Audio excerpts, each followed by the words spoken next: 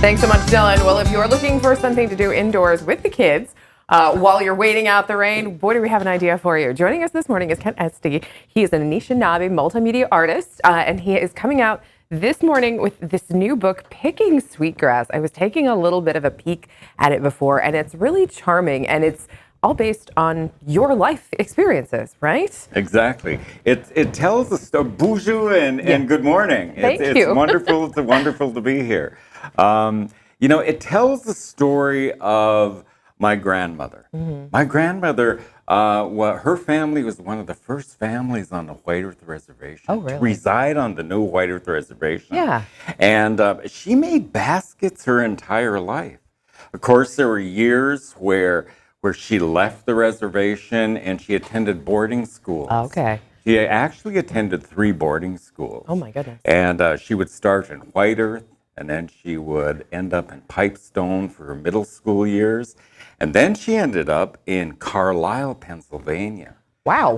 And a long ways away from home. Right. And so when she came back to Natawash, which was her home on the banks of the beautiful North Twin Lake. Yeah. Her land was gone. Yeah. Her traditions, her culture, all of those things, a lot of those things were now against the law and not practiced. And so she returned to a talent and artistry that she learned when she was a little girl. Mm-hmm. And so she picked up creating these amazing pieces of artwork. Yeah. And she would make these her baskets her entire life. And I always tell people, she started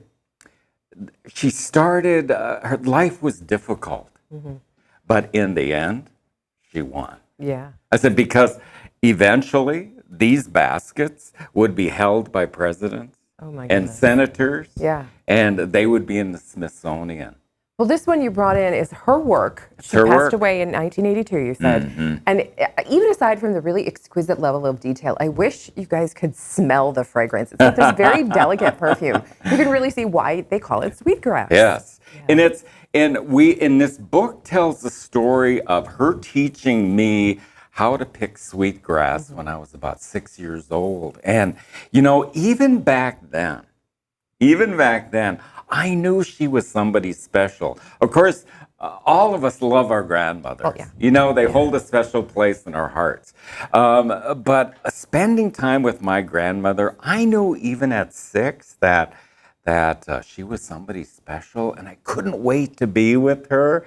And so one day we met her in the field, and she taught me how to pick this sweetgrass like this for her baskets. And then she would weave that sweetgrass into the tops of her baskets, not only to just make her baskets more beautiful and to adorn her baskets, but also it served as a special purpose too, because it's a natural repellent.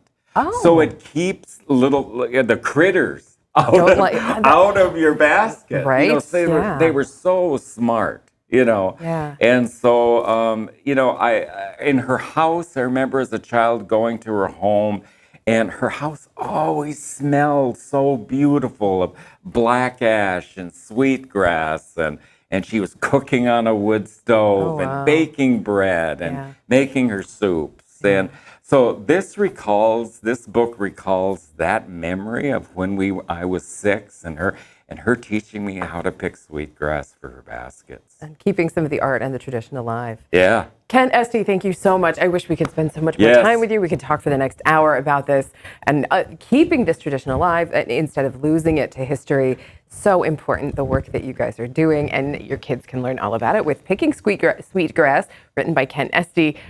It's lovely. Thank you so much for sharing this with us. We'll have all the information about it on our website after the show, and we're going to come back and check the weather after the break.